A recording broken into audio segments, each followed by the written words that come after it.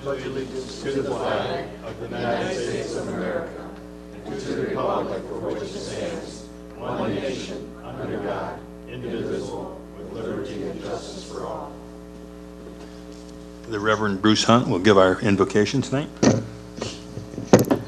Let us pray. God, we just thank you for this evening. We ask for your grace and your mercy tonight. We ask that you bless our city.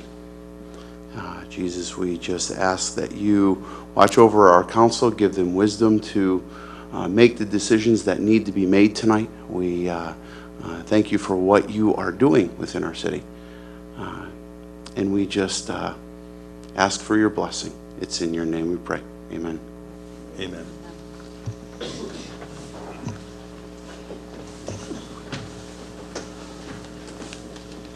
Clerk, take the roll, please. Okay, Councilman Gabarecki. Present. Councilman Templin. Present. Councilman Cisco. Present. Councilman Hayes. Yes. Councilman DeGiulio. Here. Pro Tem Keenan. Present. Treasurer Armstrong. Present. And Mayor Mategas. Present. We have a quorum, sir. I'd ask for a motion for corrections and approval of the agenda for October 14th, please. Motion by Mayor Pro Tem Keenan. Second. Second by Councilman Cisco. Any discussion? I wouldn't feel right if I didn't make mention of the fact that, once again, I asked for several items to be on the agenda and they did not make it. And those would have included the discussion of our violation of the Open Meetings Act, in my opinion, having closed session, discussion of Order 55B, and also the matter of police and fire overtime that we've stopped getting of late for reasons I don't understand. So I would ask, see if anybody wants to support putting any or all of those items on this agenda. I hear none, so that No, will... I'll support them. I'll just let somebody else have the honor.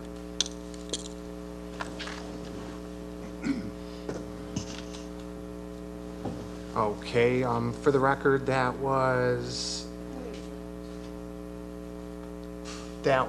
how many items? A motion by Hayes? There are two items, really. The first being the matter of whether the closed session that we had after a meeting recently was in violation of the Open Meetings Act, and second one was discussion of Order 55B, which included the policy that came out of that meeting, which I believe may have been in violation of the Open Meetings Act. Okay. There is a motion by Hayes, supported by DeGiulio.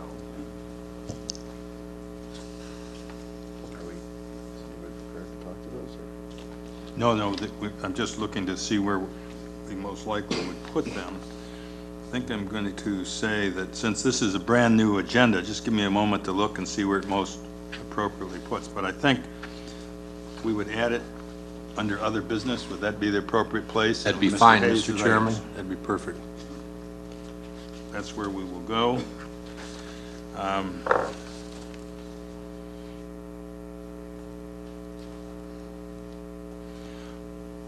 Okay, any other corrections, additions, changes? Hearing none, all in favor signify by aye. Aye. Aye. Opposed, same sign. No. No. Roll call, please. Councilman DeGiulio. Yes. Councilwoman Gabarecki. No. Councilman Hayes. Yes. Councilman Keenan. Yes. Mayor Mategas. Yes. Councilman Cisco. No. And Councilman Templin. No. The yeses have it.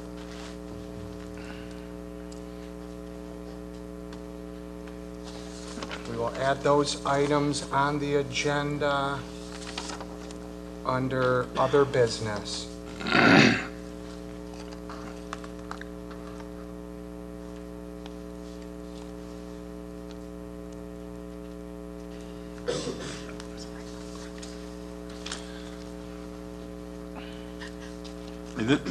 For clarification, I'll just ask the city attorney, and I know he hasn't had a chance to look at it, but the additions, as I understand our charter and rules, were an addition by two council people at the meeting were sufficient to add it without a vote.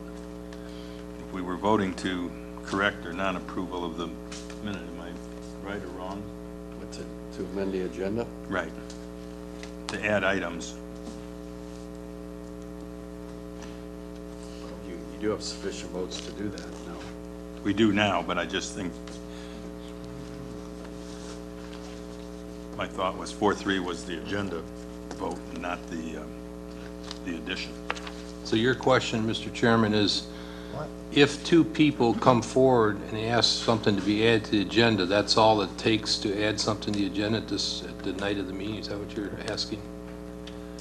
That's what I'm saying is an action item. Before that, I'd always ruled that where the EM said that she set our agenda, I would always rule on the basis that she set the agenda, that she had deprived us of that right. Right. I don't know that still apply. It still could apply because the agenda is to be determined by the city administrator and the clerk's job on the agenda is to produce those items as determined, I think, by the city administrator, as well as those items that come up as permits and licenses that originate in his office. So I think that's how this goes. So this is the first time we've seen it. We have enough votes to go with it, but I think we ought to have. I definitely we don't need- think 2 votes are sufficient to do it. Okay. Well, if you would look at that, because the other item is the authority of the city administrator. Which really begs the question, one of the issues here is that although I'm not quite sure what those 3 items are, but isn't that the crux of one of the issues that is bringing up at the heart of that? Order 55B and the Open Meetings Act. Well, the Open Meetings Act is a little bit different. I mean, that's a separate issue. Well, there are only the 2 issues, so. Well, I think he brought up overtime, right? Yeah, but No, he didn't, he did not put it in, he ordered 55B and OMA, Yeah, but that's fine. so that was left out. But I'm just saying that we ought to have a ruling on that. I'm just asking you as we go forward, and I think you need to talk to the city administrator and look at those orders and rule on it. Well, okay, but I think the order says that the city administrator and the city clerk will establish the agenda. Your question is what can council do during a meeting, Right. correct? Correct.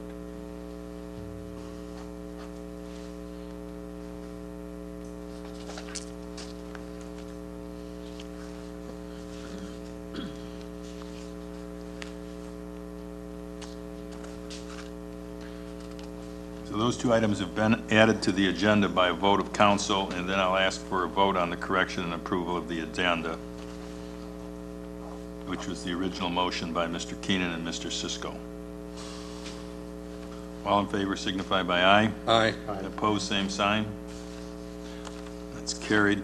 Approval of the minutes for the special meeting of July 29th. So moved. Moved by Mr. Templin, supported by Mr. Hayes. Is there any discussion of that, of those minutes?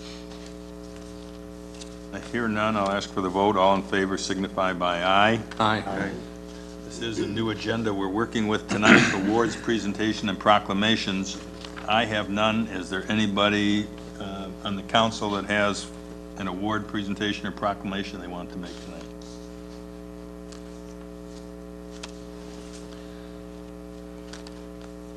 I see that there are none, so we'll move. There are no public hearings to be held tonight, so we'll move past that, which brings us to the city administrator and organizational business. Ms. Folks? Thank you, Mr. Mayor. Good evening, everyone. As the emergency manager was transitioning out, there are a number of orders, some of which she put in place. There's at least one that I know of that the state mandated, and that is Order 57. And one of the things that it talks about is certain reports and the timing of certain reports, and bringing before the council certain information, actually not so much information as certain kinds of reports. So tonight, there are all of those reports probably, and then some. And what I want to do is share with all of you some of the organizational updates. So I'm going to take a little time and do that so that that information is before you as well. A couple of things as a place to start, and that is, for some of you that drop by to see myself or the mayor, or maybe you are stopping in the finance department, you are going to see, beginning later this week, a new administrative assistant. The reason for that is the emergency manager had retained someone through a temporary agency for the remainder of the time that she was in place here. And so as she transitioned out, that contract with that temporary agency also came to an end. Through the HR department, we posted for that position several weeks ago and received many applications. And then we went ahead and went through an interview process, and we have made a selection. The mayor was able to weigh in on a second interview, and that was very helpful. And so you will see a Deborah Zettel, who will be joining us, and pursuant Order 57, and I think it is Parent 4, Parent B, Parent 6, that indicates that the R-tab, which is newly established, will need to approve that. And so that will then come before them, and the offer of employment, of course, was contingent upon that approval. Second of all, as you know, we are going to be moving out of this building into temporary quarters over in the Southfield lease properties, and it will be that area that we reference as the Stotzenberger area. And as we move forward, trying to wrap our arms around all of the details in that move, we've established a moving committee for that purpose. We have already put out an RFP to moving companies. We have just begun to receive some feedback on that. That will help us as we take a look at some of the details concerning getting ready to move. You may have noticed, as a matter of fact, I'm looking over here and I don't see it from my angle, but as you move through the spaces here, you may see blue tape, you may see green tape. That was for purposes of the movers that had to schedule an appointment to come through to take a look in all of the rooms and areas to determine quantity and the type of items that they would be called upon to move. So green tape was go, blue tape was stay. Also, some of you are familiar with the fact that the state put out a notice several weeks ago concerning a grant that would be available to distressed cities. So we are in the process of looking to finalize our proposal to them and our request for the top amount, and that is $2 million. So we'll keep you informed about that. The state continues to work on the restructuring of the bonds. Also, we have a website committee, and the committee was very successful in working with MuniWeb to put together a timeline. And in that timeline, we have already gone through the first several phases, and now they are constructing or finishing constructing templates. And the next step is to begin the population, if you will, of all of the pages. They've received most of the information from the city departments, and that will take them approximately 5 weeks. They go through a review process. They have indicated to us that by mid-December, we will have a proposed website to take a look at, review, get back in touch with them about any anomalies that need to be ironed out. And once we do that, we'll have the green light and we will have a new product with which we can communicate. By the way, for anybody who has been out and about, you may have already seen this start, and that is that street sweeping is to start this week. And I believe from what Mr. Wilson said to me, I think it may have already started. And I think what they're trying to do is follow the trash pickup, the garbage pickup, for the reason that it means that you have cars off the street, and so it's much easier to do it that way. So you'll be seeing those folks out there. I want to give you some idea of what's been happening in our various service center areas, if you will, during September. And so, excuse me for reading some of this information, but I want to make sure that what I give you is accurate.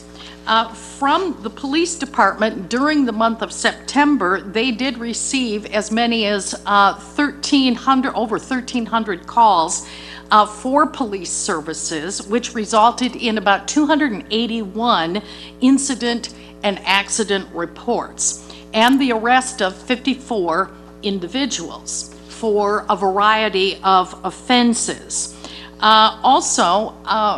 Because the department is experiencing an increase in shift shortage, or I should say they are experiencing an increase in shift shortage overtime, because we have 4 members of the police force that are on duty and off or non-duty related disability. We are very hopeful that 2 of those officers are going to be able to return to work a little bit later in October. We do have a new hire. Mr. Miller was hired in as a successful candidate and has completed the field training program. Also has been certified for solo patrol operations. We also have a new hire by the name of Zachary Nielsen, and he has completed stage 2 of the field training program. Detective Miller has concluded a 5-week trial, the 5-week trial of Roger Bowling. Many of you may recall the various articles in the newspaper concerning the 2012 arrest when he was charged for the double homicide and dismemberment of Danielle Greenway and Christopher Hall. So on September 16th, the jury found Bowling guilty of all 7 felony counts against him. And on October 1st, Bowling was sentenced to life in prison without the chance of parole. Allen Park Police Department also took part in an event or an operation called Operation Blue Light. And this occurred from mid-September to the end of September. And this operation was in conjunction with other regional law enforcement agencies. And what it did is it focused on crimes that crossed jurisdictional lines, if you will. And an example of their success with this program is that September 26th, 27th, the Midtown District of Detroit hosted what is called the Electricity Festival. This is an event that takes place every 2 years. And it's in the cultural center of Midtown Detroit. It's a nighttime festival of arts and lights in Midtown Detroit's Woodward corridor. And this festival brings well over 100,000 visitors to participate and view the event. Operation Blue Light operating around the time of this event was a critical piece in assuring the safety of this event.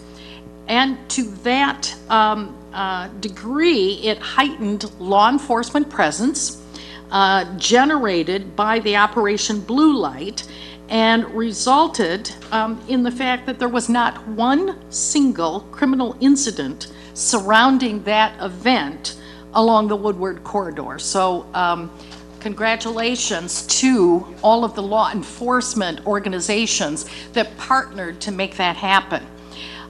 With the fire department, as you unfortunately have come to hear about, the Peluche Senior Housing Center went through a very serious fire. And so more recently, the fire department has completed a complete reinspection of 17,000 Champaign.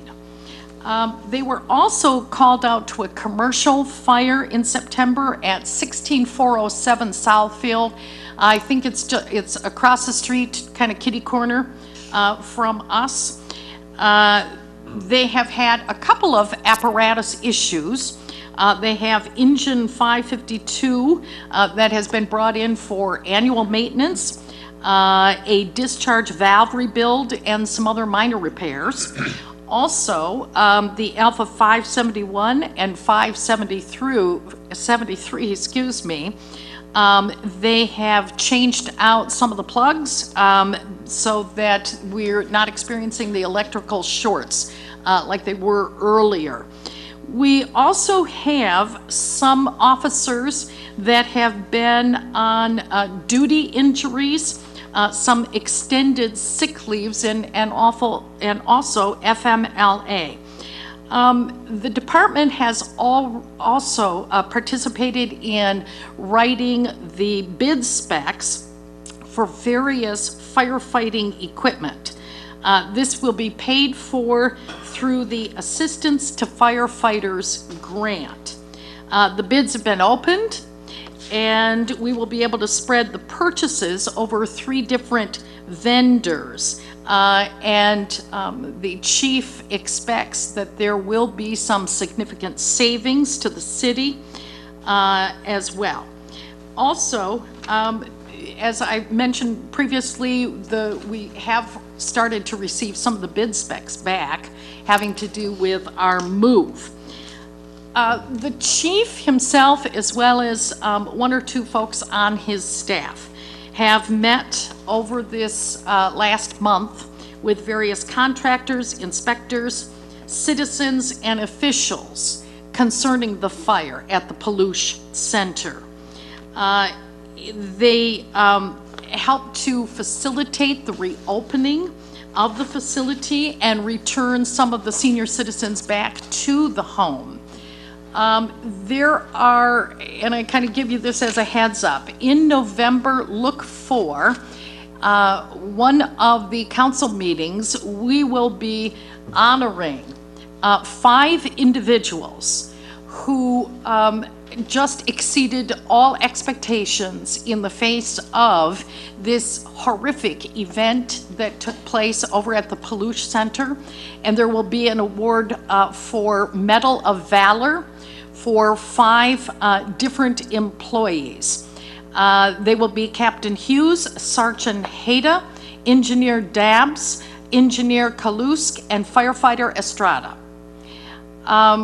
We do have a resigned firefighter that resigned. This is firefighter trailer, excuse me, at the end of September, and we are looking to replace him. There have been at least 8 inspections that have been undertaken by the fire department. Several of them on Allen Road, 1 or 2 on Park Avenue, and some other locations. Clearly, there was a lot of energy and resources expended in the fire investigation as well at the Peluche home. And the chief has not only met with all of the individuals that I mentioned previously, but also with the family of the deceased, as well as the doctor and a number of other folks that were close to the deceased. There also are, let me see here. Let me move on at this point. There are a number of other things that they've been involved in, not the least of which, and I certainly hope that many of you were able to participate or bring your children to the open house that occurred at the firehouse. I know that that was in October, and you'll hear more about that then, but I give you a preview that that was a big success. Under our building department, there are a number of permits that have been issued. And so, as some of you know, maybe all of you do, we have electrical permits, we have plumbing permits, we have mechanical permits, we have building permits. And so in total, there were issued 253 permits during the month of September. And when someone pulls a permit, there is a fee that corresponds with that. And so that produced a little over $40,000 with those permit fees. There was a new registered rental property inspection, several of those that took place as well. That generated a little bit under $2,000 for the month of September. I should mention too that the number of permits that are issued in any given month does not reflect the total number of inspections conducted. Sometimes there are more than one, sometimes 2 and 3 inspections. The Planning Commission did meet and they approved a liquor license application and additional hours to conduct business at 14595 Southfield Road. Zoning Board of Appeals did not meet during September. Additional items, just to keep you updated on a couple of things. There has been, the building department has kind of taken the lead in making sure that there was a coordinated effort concerning the cleanup and repairs related to the rain event, the flood waters at the Southfield East properties. Contractors are in the process of providing estimates and timelines for repairs to certain affected areas. And the insurance adjuster has been out to analyze it and evaluate it in light of costs and the timelines. I know that many of you are aware of some of the issues that arose at 17215 Philomene Avenue. And so that condemnation and cleanup continues. You have Belfour that has been out there quite a bit. The homeowner has consented their permission for the city to administer the remediation of the property. So actions include fumigation inside the property, pest control on the exterior of the property, lawn cutting, removal of items on the inside of the property. And currently, the Belfour folks are in the process of removing the debris from inside the property.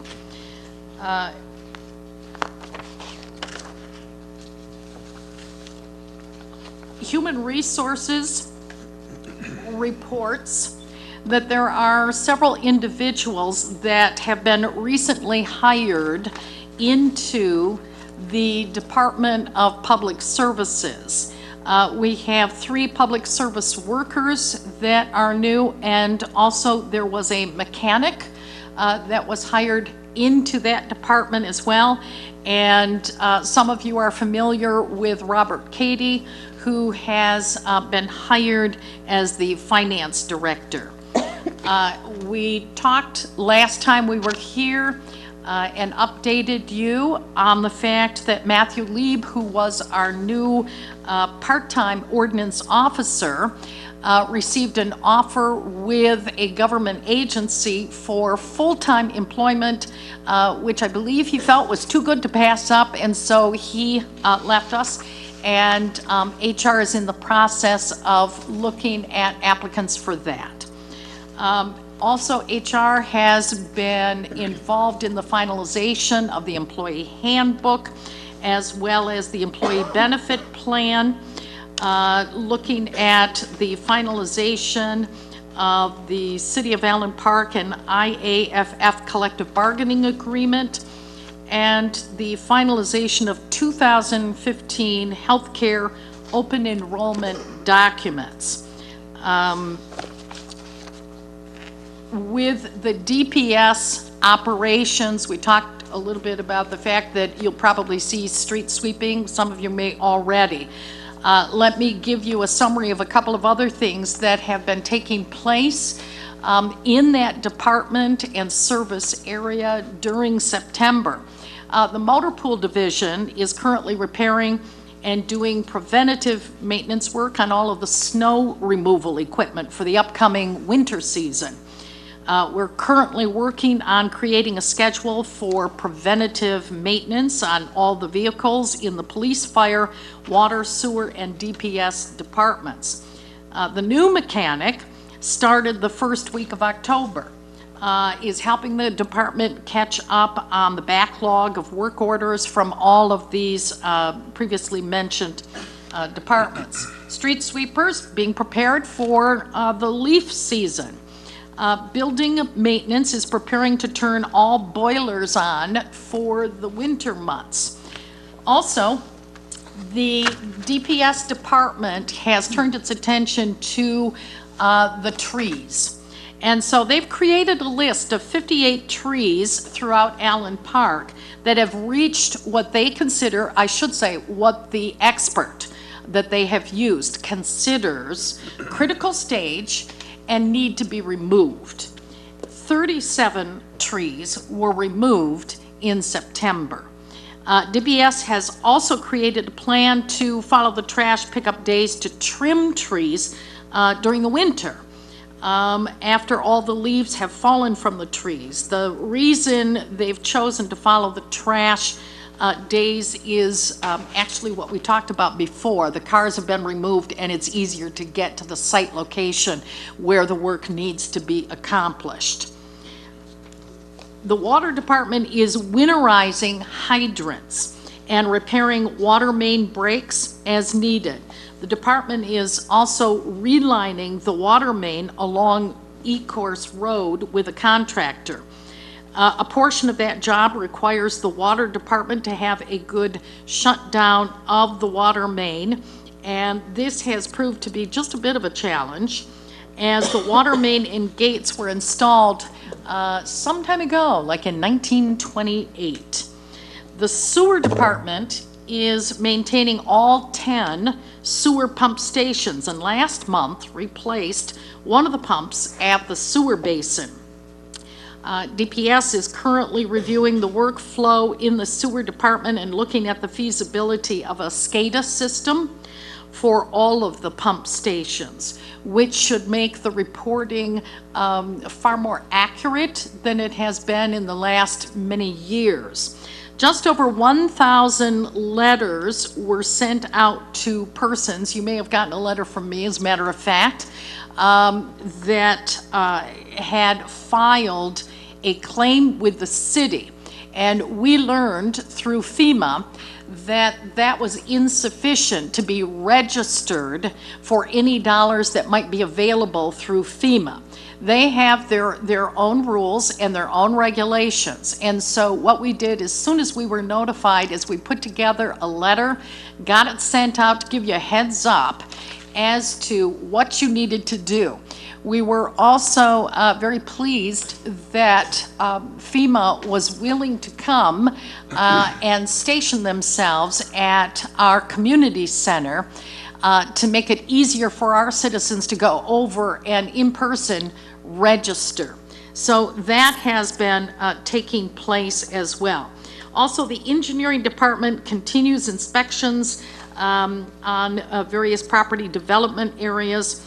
And also DPS is starting a review of other cities' engineering standards. It appears that the city of Allen Park has not had actual official, if you will, engineering standards in place. And so that's one of the things that's on our to-do list. So we're going to take a look at what other cities have been doing, and we think that that will inform our process in the development of engineering standards here. The community center, if you've not been over there recently, drop by. It really is exciting. There is so much going on over there. We've got youth programs. There are a number of programs for the fall. And for instance, there are about 273 and we've got all kinds of programs, including dance programs, gymnastics. A new one is Junior Chef. We've got 25 children enrolled in that, and we've got a waiting list of 10. It has become quite popular. We also offer karate. There are, as you know, adult programs, and that includes Vibe Fit, elements of exercise. We've got about 75 enrollees in that, and karate for adults as well. There are also senior programs, and we have approximately 44 seniors that on some regular basis take advantage of the Tai Chi, the senior exercise, and then some other activities like quilters and cards and that sort of thing. The facility itself, as you may know, has not paid a great deal of attention over the years, over the last number of years, to some of the maintenance issues. So we're catching up on that. The HVAC units that operate the addition to the community center are not functioning as completely as we'd like them to. Most of the exhaust fans also have not been working properly. Pat Hawkins was able to repair most of those exhaust fans, so that's at a savings for us. Solutions for the HVAC units are being explored presently. Additionally, the control unit for this equipment had been missing. And we had some theories about that, but I will tell you that we have now located that device, which allows us to control the cooling far better. Also, the repair of the arena cooling tower and HVAC is in the process, and that's going to continue. The first DTE bill, and some of you may recall that it was February 19th when we brought the community center, the operations and the management, back in-house, if you will. And so it was literally on that date that DTE opened a new account for the city. Those folks that operated it for the year, the 18 months, it was their liability and remains their liability today, any outstanding DTE bills. So DTE opened a new account for us. However, we believe that those monthly bills, we're not sure exactly where they went until some calls were made. So that now has been ironed out. So we are regularly getting our monthly DTE bills at this point. Also, what we've been on your DTE bill, some of you may note that on the back side, they have a power factor rate. I don't know if any of you have ever noticed that, but that power factor rate relates to how efficiently we are either running our homes or we're running our businesses. And so we paid special attention to that. And the feedback that that gave us is that we need to do a little bit of work. so that we can make the operation, the electrical operations over at the community center a little bit more efficient, so that we don't end up having to pay any kind of a penalty, if you will. So we've been also working on that. The fitness center membership continues to increase. Pat Hawkins specifically provided me this statement, and he said that every time, because they hear it over there, every time there is a rumor that City Hall is moving to the community center, membership ends up slowing down over there. But they also have a couple of daily walk-ins as well. The gymnasium is being used on a regular daily basis. We have Henry Ford Academy, as a matter of fact, that uses the gym for both basketball and volleyball. We also have gym during the week, individual fee of $3, as well as rentals every weeknight. There are numerous upcoming events that either they are sponsoring and holding themselves. Many of them, however, are in conjunction or partnership with other entities throughout Allen Park. Also, the arena is continually busy, and he has provided us with a schedule. And if anybody is interested in that schedule, I know that actually he has them on hand, but I can certainly get you a copy of that as well. So that kind of gives you a snapshot of what's been happening in the various service areas, and then also some of those other administrative initiatives, if you will. And thank you, Mr. Mayor. That concludes my report. Any questions by council on those 6 items that were reported? Just a comment, Mr. Mayor. I'd like to thank Mrs. Folks for preparing an exhaustive report. I think it's welcomed by all the people listening at home and here.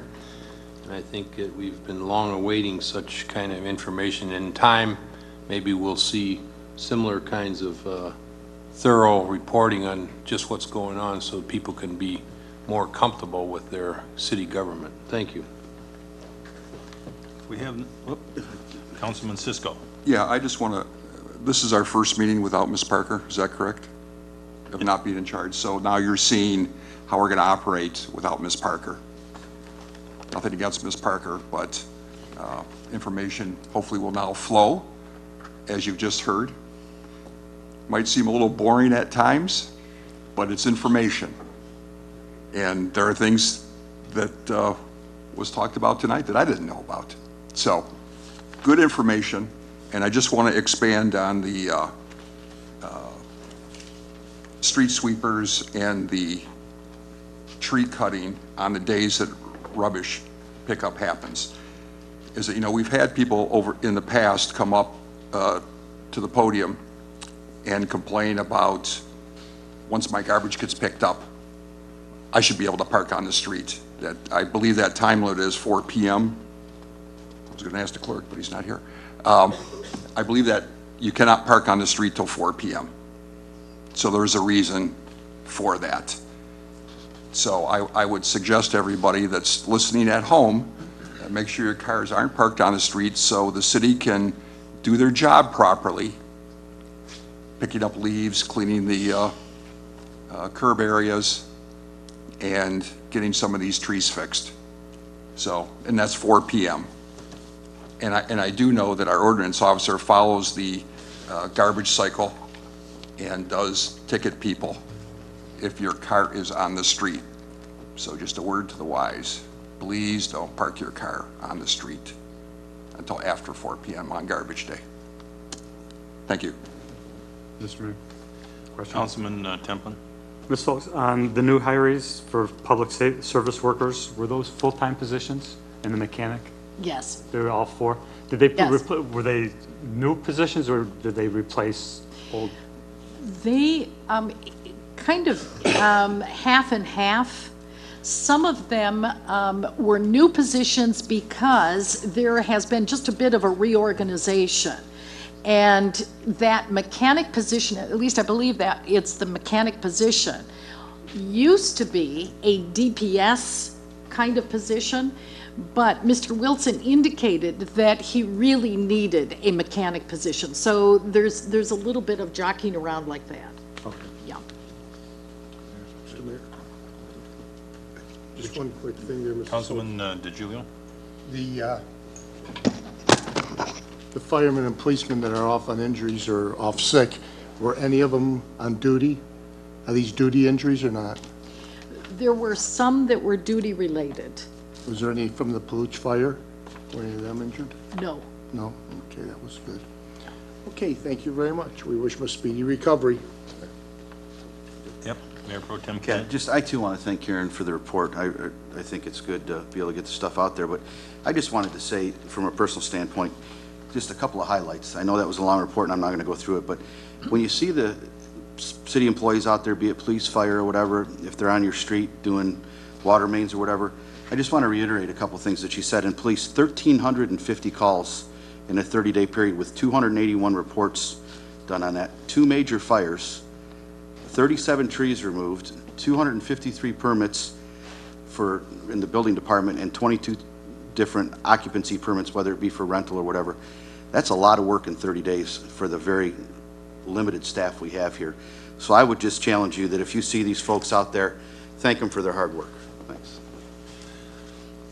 I have no other comments or questions by council. What I would like to do on these is have a motion to accept the organizational business as submitted by the city administrator in writing to us as part of that, so it will be part of our record. So moved. Support. Moved by Councilman Hayes, supported by Councilman Templin. Is there any discussion? Hearing none, I'll ask for the vote. All in favor signify by aye. Aye. Opposed, same sign. That's carried. Before the public comes forward during their comment period, just go through the rules of decorum briefly. Individual may only speak on an issue after the individual has been recognized by the chairperson. Comments from the floor shall be made at the podium and at the front of the council table or such other areas designated by the chairperson. Prior to an individual speaking from the floor, the individual shall identify themselves, state their street for the record. All comments shall be directed only to the chairperson. Speakers are not to address other members of the council or members of the audience. Each member of the public may speak for up to 4 minutes. All written statements should be given to the city clerk prior to the meeting so copies may be made available to the members of the public body. No individual shall be allowed to make any defamatory attack or invasion of other individuals' personal life. There shall be no questions, comments, discussions, or attacks regarding anybody's personal life. The chairperson shall immediately rule out of order any person who begins to bring up such issues. If the chairperson does not sue, any member of the council may, by calling for a point of order, request the chairperson to rule the offending party out of order. If the chairperson does not rule the offending party out of order, any council member may call for an appeal of the decision. If the chairperson's decision is overturned, the offending person shall be deemed as being out of order. If the person making the comments is allowed to continue, the person who is being challenged or whom the comments are made against shall be entitled to make an immediate rebuttal statement. Purposes of these rules as they relate to elected officials or city officials, the term personal life shall refer to anything other than that which is said or done in the person's official capacity as an elected official or in the person's official city capacity. Members of the public may question the speakers, but the members of the public body are not obligated to answer any questions or make any statements on the issue raised or discussed by the speaker. Issues may be referred to an appropriate body, department, or individual for investigation and review. No person or group shall allow or disrupt the meetings or proceedings. Any individual fails to comply with these rules after having first been warned by the chair to cease such action shall be ordered by the chair to leave and/or be ejected from the meeting. Thank you. And citizens, if you'd like to come forward at this point. You may want to mention that it's one, a revision, you know what I'm saying? Oh. Council just reminded me, as you look at that agenda, we have a new agenda. The public comment period is going to be 4 minutes, and it is a single period, so it can be on any agenda item or it can be any matter of that you are concerned and you can put questions forward as part of that comment. So we've combined the two speaking parts for the citizens into this one period. So at that, I'll ask.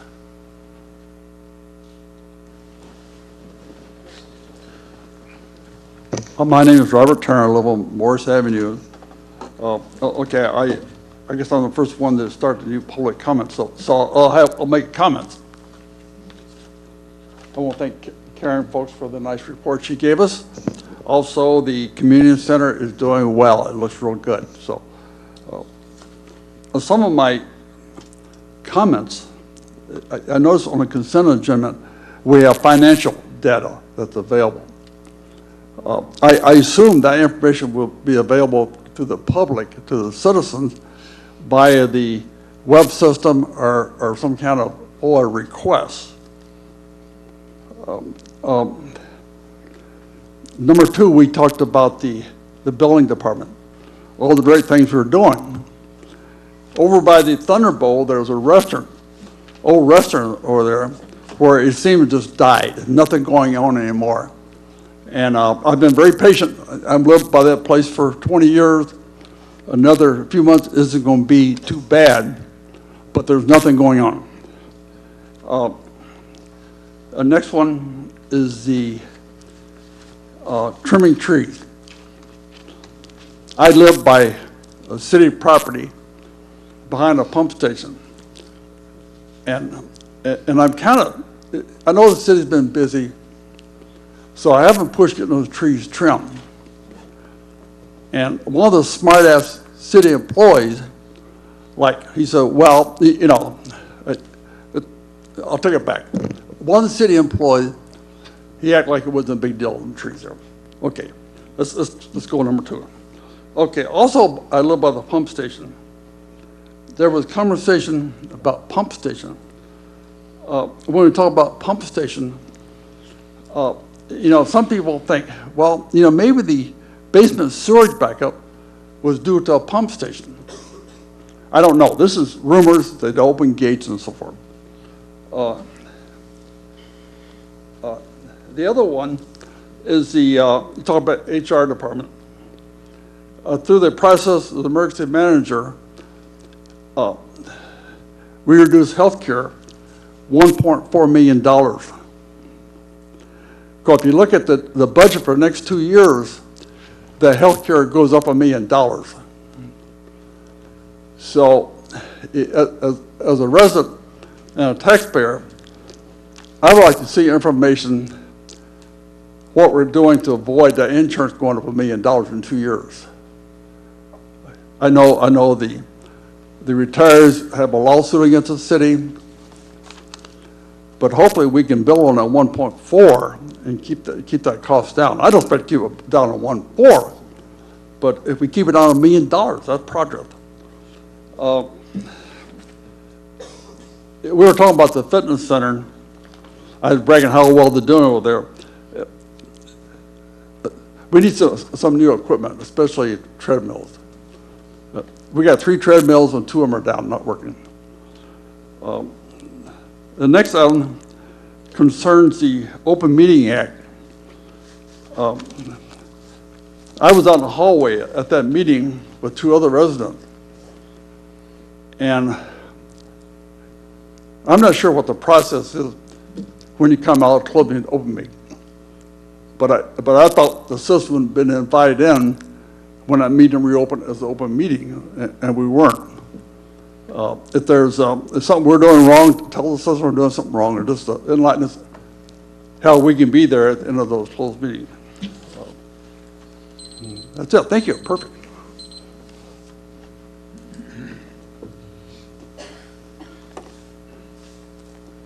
I think on the last item, because we do often come out of that closed session, and the council may take action or may direct something.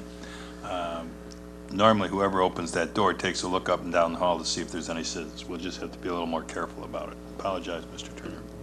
Good evening. Brian Debo, Allen Park. First of all, the agenda itself, I don't see how the administrator can overrule a councilman or the mayor who wants to put something on the agenda. I think since she reports to you, I believe you should be able to put whatever you want on the agenda, and she shouldn't be able to overrule it. Second of all, following up on what Mr. Turner said, the financial action reports you had underneath financial actions and the purchasing actions, I think those should be available on the website every single month. I don't think we should have to FOIL that information. It should be readily available to the citizens. And can I ask questions here? Will you do that? Will you put it on the website so we can review the information prior to a meeting? I think it's critical that the taxpayers understand where our taxes are going. Will you do that? Well, I don't know what the new webpage looks like, so I'm assuming that that information is going to be made available on most people on there. I've forgotten what the state calls that section. Can someone help me? Dashboard. Can you direct? There'll be some. I don't know that it'll be.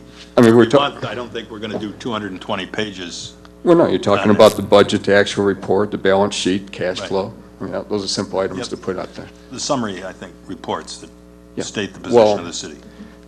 Sometimes we like to go into specifics of what's going on with the individual departments also.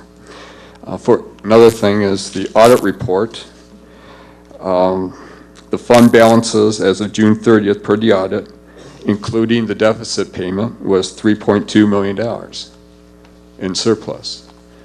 Now, I know when you asked for the millage vote, the rules were, the agreement was that if we voted yes, and we exceeded the expenses by 10%, we would get a rebate, a rollback of the taxes.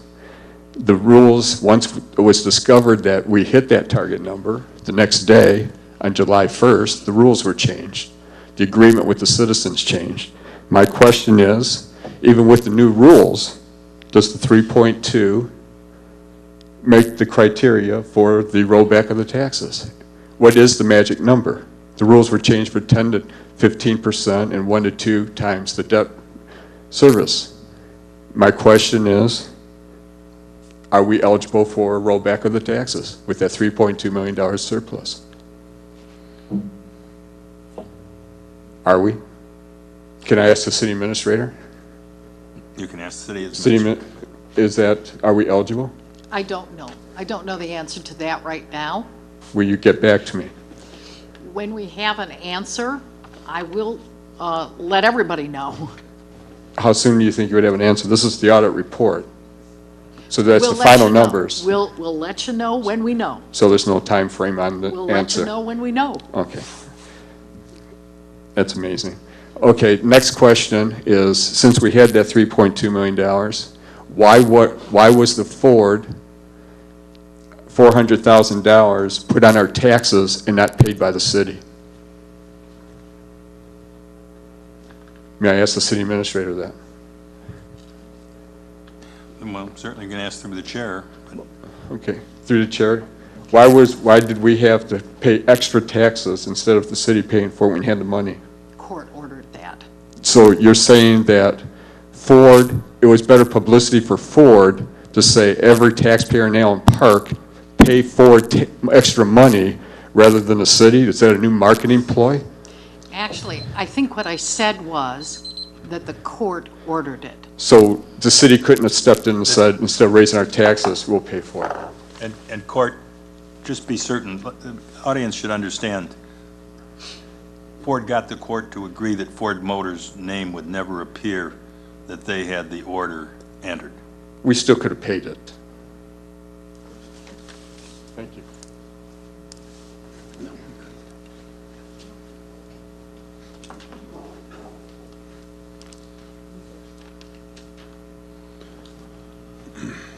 Good afternoon. My name is Tyler Brooks from Laramie Street. So just to clarify a couple things for my own sanity, the EM is gone. Is this correct? I'm sorry. So she's gone. So you guys are all. Oh, She's not quite gone. almost gone. She's on the RTAB board, which will meet, is that right, Ms. Folks, once a month? So once a month, Ms. Parker is part of that And, group. and can the RTAB committee veto Yes. whatever you guys come up with? Yes.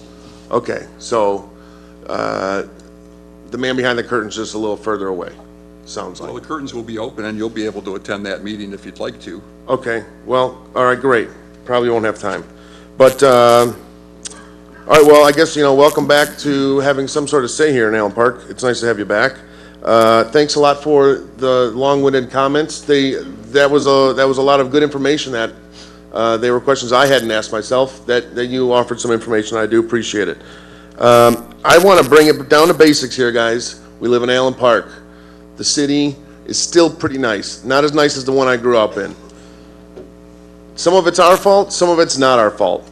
Bottom line is, our houses are tiny, so all we can do to keep it nice around here is take care of our houses, take care of our neighbors, look out for each other. That's the only reason anybody would want to live here. Schools are okay, you can get okay schools wherever, ideally. We've got these roads that are, with all due respect, a complete joke.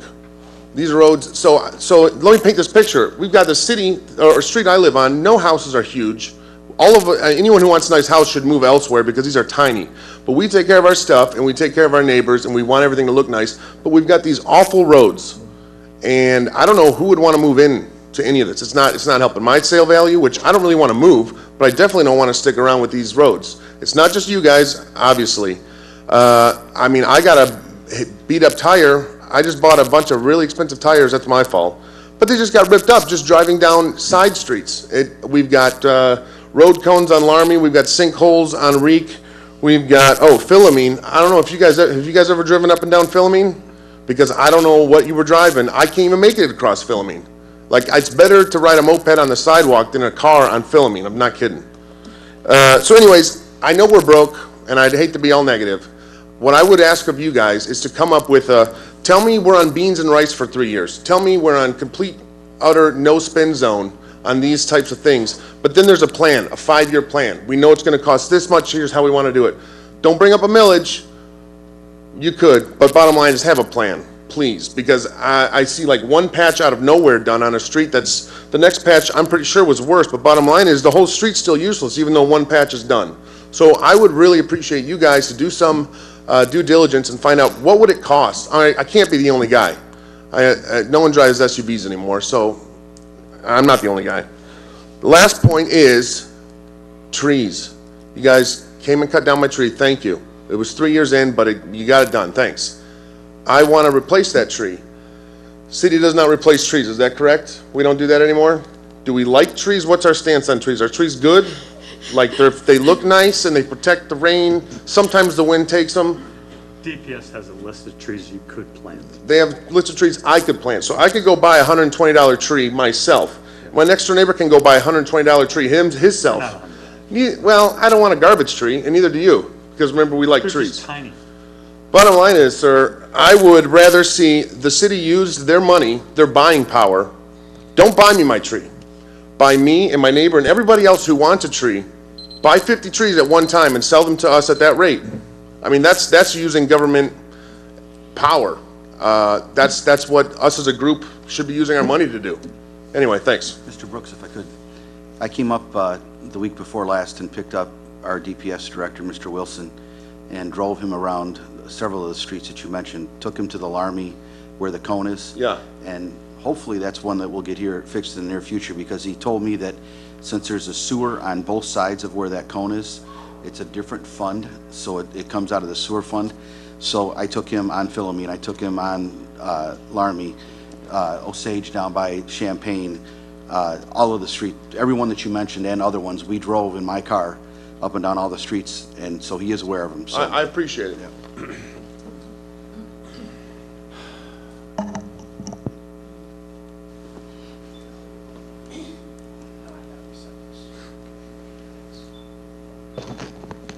Ray McGusson, citizen of Allen Park.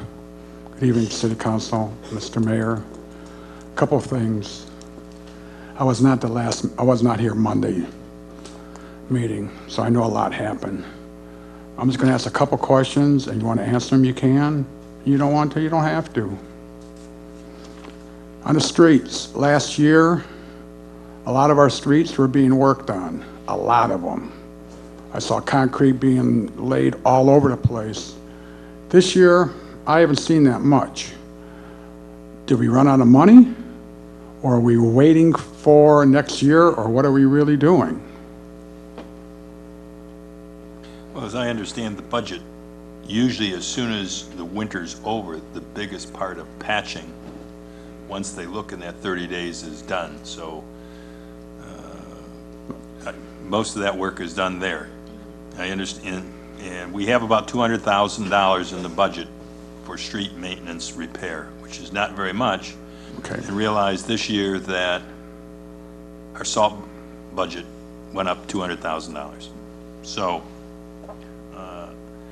the $200,000 is in peril, although the governor, because it's an election year, just Okay. gave us $156,000. So I'm sorry, Mayor, but I'm only going to be given 4 minutes. The anti-bullying law that you passed, or that was somehow passed, in my mind, is really being a bully. The exact things that you said and stated in that order is really being a bully. Exactly. If you read it, you can't say I'm wrong.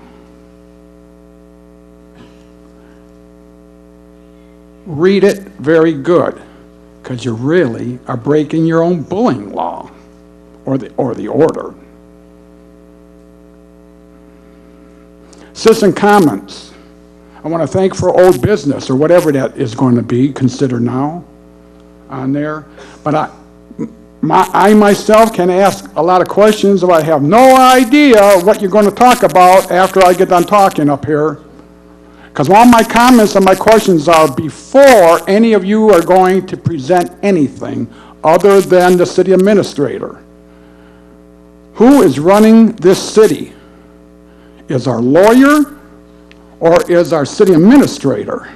According to that city charter, you and all the elected officials run this city, nobody else. And we are not under emergency manager no more. We're being overlooked. We got some orders. So be careful how you vote.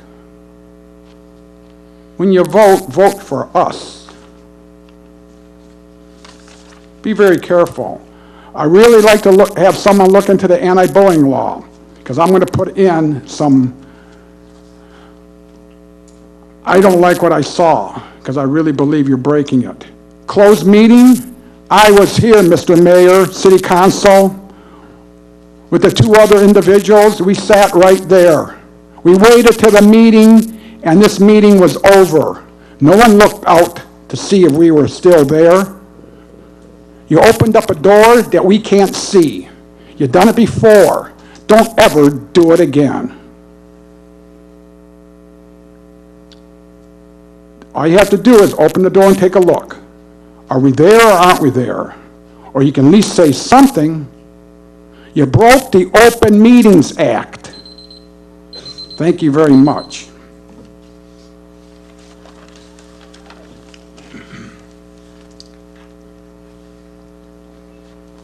Good evening, Mayor, Council, Al Wojcinski, Vine Avenue. First off, thinking ahead, will we have council meetings in December? Okay, how many police officers are we hiring? Just one? Also, again, going to the police and fire, the $250,000 we get from the Hill, that's actually our money, it's going to the police and fire. But from what I understand, it's going out $250,000 being removed from their budget, so the budget stays the same. Is that or is that not true?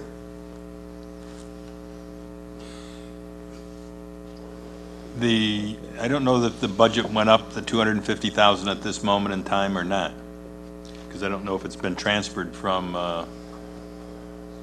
that brownfield fund.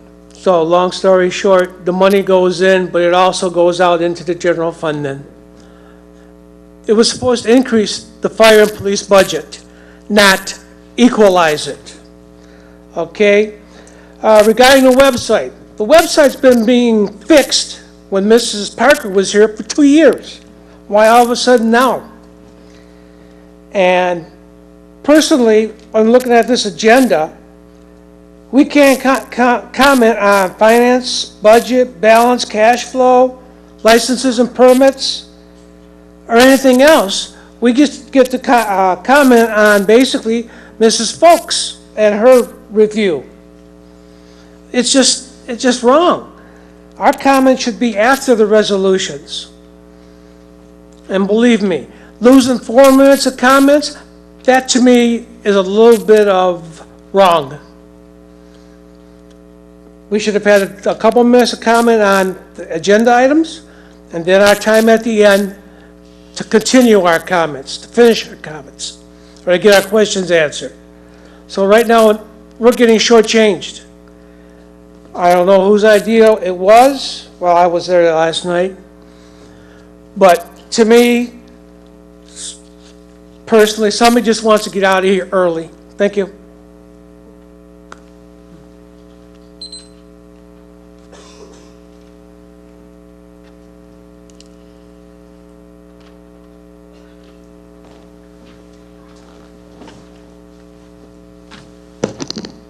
Walter Danek, Bel Air Avenue.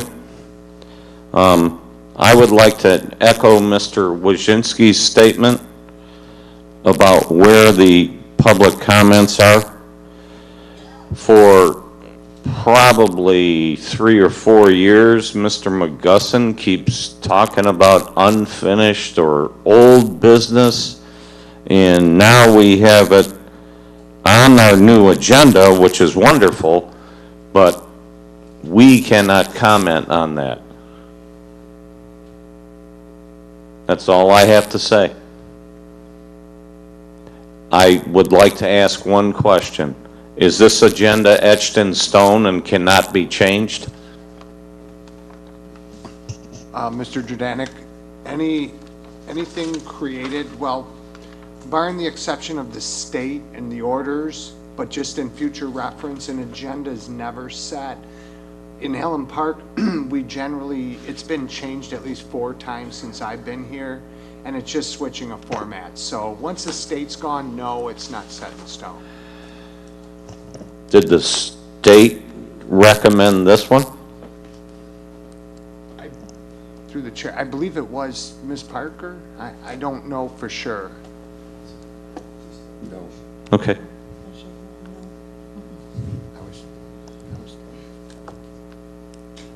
Actually, if you let me weigh in just real quick here, Ms. Parker had been in contact with the city attorney's firm and asked them to bring forward some sample city council rules, agendas, that sort of thing. So it actually came through our city attorney, and this is an agenda that is used in at least Riverview, some other areas, and it's very similar to what's used in many other jurisdictions across the state. So that was what was recommended. It sure doesn't seem like a very big hit here in Allen Park. Can I ask you a question, Walt? Yeah. I'm just curious, you had mentioned about where the public comments are at. I kind of had the opposite thought, and I'm just kind of wanting to know what your feelings are. I thought, like, just looking at this agenda, you know, folks may have some voice on the request for the liquor license or the agreement with Wayne County or whatever. I always thought it was important for the citizens to have an opportunity to speak on the items that we're going to be voting on in an effort to maybe have some effect on what our vote may be, you know, to voice the concerns. If we're only going to have one time for public comment, which I prefer to, I stated that last night, but if we're only going to have one, I felt like it was more important to have that so that you could effectuate change in how we vote, not just at the end of the meeting discuss what we voted on. If you're talking about it after the fact, once we voted on it, you have no weight in the decision at all. If you get to come up ahead of time and say, hey, I don't think we should have this, or I think we should vote for this, or, you know, I've looked at this, you may help, you know, sway the way the vote goes. That was my thought process. I'm curious what yours is. Through the chair, can I ask Mr. Keenan a question? Sure. what is other business? What's that going to consist of? Because I think that the organizational business is where we're going to find, what my understanding from the meeting last night was, the question that Mr. McGusson keeps coming up and asking, about what's follow-up in that. My understanding from last night was that was going to be under organizational business, that the city administrator's report could in fact have some discussion as to where, like if you came up and said, as Mr. Brooks did, my tree, if you had an issue and you wanted to talk about your tree and she didn't have an answer, that potentially the next meeting, that would be answered in that format, and then you'd be able to talk about it after. That was a discussion last night, so that was my understanding. Thank you. Mr. Chairman, if I may just say something, because I think Mr. Jordan raises an interesting point, and I tend to agree with Bob insofar as his point about where the comments fall. However, in order for that to be effective, I refer to Mr. Diebold's point, where if they don't have information about the finance and the license, if that stuff's not already posted and they had a chance to kind of anticipate what was on the agenda, because they could come prepared and say, yeah, I'm making my comment here because I read on the website today that you just spent $40,000 on a swimming pool or something like that, and I objected, or you're proposing or something. That way they'd be prepared and be informed to be able to influence the vote as Bob suggests. That way you're early on, because if you wait and we vote on all this stuff and then you say, I'm disappointed you voted that way, it's kind of too late by that point. So I guess all of it hinges on having as much information out there and available for public consumption so that they can make an informed decision. And in that regard, I agree with Bob, but I don't know if I can, I don't know if we can rely on it all getting on there timely. Maybe it can, maybe it can't. That's yet to be seen, but that would be the hinge point for me. Thank you. I would like to answer your question that you asked that you didn't get it, when you asked about other business, what that is on the agenda. Other business is going to be our comments from the council. I believe the mayor will ask us if there's any other business, and instead of having our regular council comments and we go down the line, if somebody's got something to say, it'll come up under other business. To answer your question directly. Okay, thank you.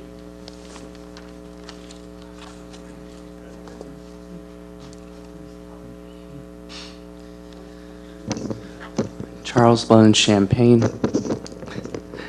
First off, Mother Nature is just not our friend lately with all this rain we're having. But first off, I want everyone here that in this room or at home that is going to watch it by tomorrow to go to the click on Detroit to the football frenzy and vote for Allen Park's football game for this Friday, so that the students can have those memories of have their moment of fame on the TV like I did when I was in high school. Next, I'm glad to see that the street sweeps are coming together. I remember years, like when you guys first started, I used to come up here and be like, residents, please make sure you rake the sewers, so that since we didn't have the sweeps going on, so I'm glad I see things coming together. Next, I hope everyone this November goes out and vote, rather whatever you are, just go out and vote, bring a friend. It just takes like 5 minutes to go out and vote. Next, I want to encourage everyone to keep going to the farmers markets all these Fridays in October, if, again, Mother Nature is our friend. And I want to say good job. I've seen on Park Avenue that they're starting to have the pumpkins all line up on Park Avenue. Last year I did that, and it's always great to see it when it all comes together for Halloween, in the program on Halloween for the kids. Next, I hope maybe in the future we can bring back like Safety Town for younger generations, maybe for the summers. I'm not sure if we have the money to do it, but I hope maybe in the future that can come back. Next, I hope everyone on Saturday watches the Cabrini Homecoming Parade. I believe it starts at 5 p.m. And lastly, like I said about the improvements I see over the years, it amazes me how much has happened since you guys took office. For this, like, from what I've seen tonight, we are talking about an agenda, like, it's the biggest concern. When I remember coming to the meetings about firefighters and police officers being laid off, or we almost went to bankruptcy. So I see improvement. I want to just say good job.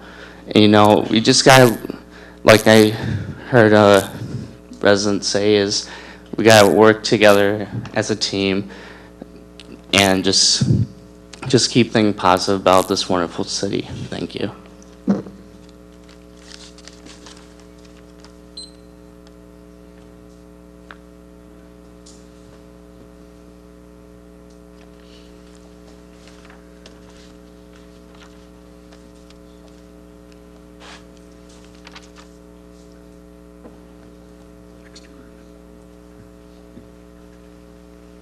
My name is Miranda Conley, and I live on Champaign. On Champaign, but where Champaign and Quant are, there's a four-way stop sign.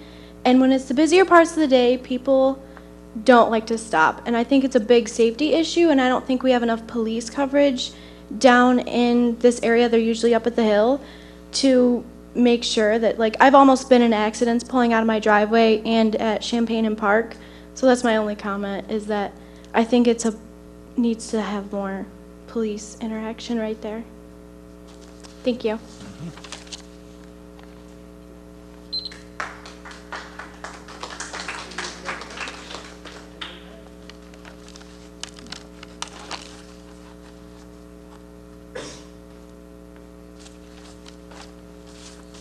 I don't see any other citizens coming forward, and we'll go back to our consent agenda. I think the first item is probably the city administrators. And we do have a packet on the purchasing actions for claims and accounts.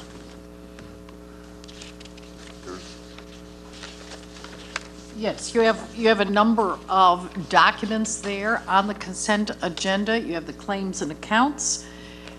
You do have the finance summary, which summarizes the information that you've received regarding the budget to actuals. And just an overall statement, and that is, we are at the end of September, which means we are about 25% through our regular fiscal year, which means that one of the things the finance director took a look at as when he was looking at the budget to actuals is whether or not by department, if in fact we are somewhere around that 25%. And so on the summary, what has been reported is whether or not there is anything of concern that is reported as being 20% or more over. And that is taking information from the state as to what they want to see when they receive these reports, and so that's what's contained in that summary. Motion to approve. Okay, are we approving both A and B? Well, C is the bottle drive. I don't know if it kind of goes around with purchasing and finance action. But just through the chair. Yes.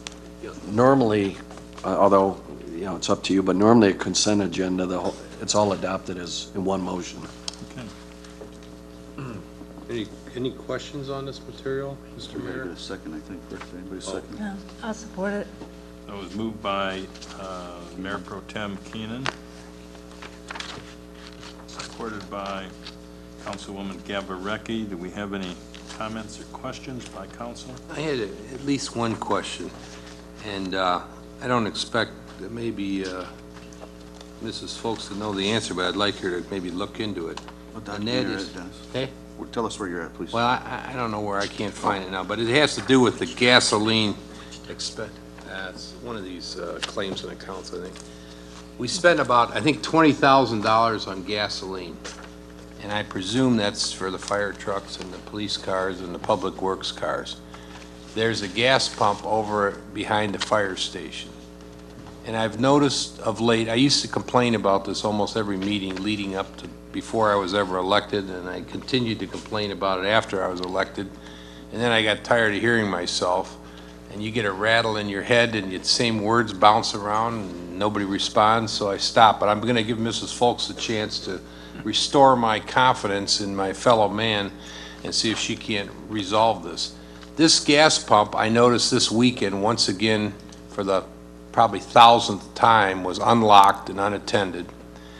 And I understand several months ago, maybe, some youngsters from our community were in there filling up their car with the free gas because it was unlocked and unattended.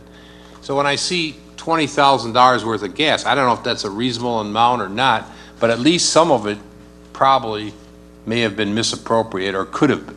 Maybe not, but could have been misappropriated. And when we're in our financial straits, I don't think we can afford to lose a tank of gas or a tank a night or 10 tanks a night. God knows how much is going out of there. But anyway, the other thing I had mentioned, Mrs. Folks, was that at one time that pump had a device on it where you had to code in your vehicle number or your whatever so that they could track who's using all this gas. I mean, historically, I heard, and these are rumors, of course, but I heard that weekends would come and trailer campers would be filled up and everybody would leave town for Traverse City or whatever. I don't know if that's true or not. But when you don't have a lock on it and you don't have an accountability system, it's rife for those kinds of allegations to persist. And I will say last weekend, Saturday, I was at the post office, which I go every day to check my mailbox, and once again it was unlocked, so I thought I'd raise the question, and maybe somebody could look into it and maybe restore my confidence by having it locked at all times. Thank you. Any other questions by council on the consent agenda?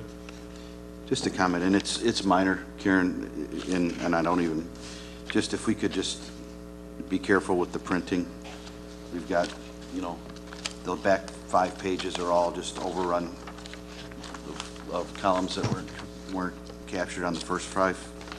If we could just like print one and make sure we're on there, and then before we print out all the packages. It's an Excel spreadsheet, and we went to Word and it just didn't get the columns. Yeah, that is my fault. I will look at that next time. It's minor in the scheme of things, but I mean, Yeah. by the time you do, what, 9 agendas or whatever, you know, 5 pages is a lot of paper. Check number. Councilman Cisco? Oh, you want another check? Yeah, I just want to say that, that has been an issue that we looked at about locking up the gas tank. But I would say this, that I would be careful about people on a council making statements that a couple of local kids filled up their gas tank. I'd like to know if that's an absolute fact or not, or it's just hyperbole at this point to make a point. So I don't believe that happened, unless there's evidence to suggest otherwise, that someone filled up their cars.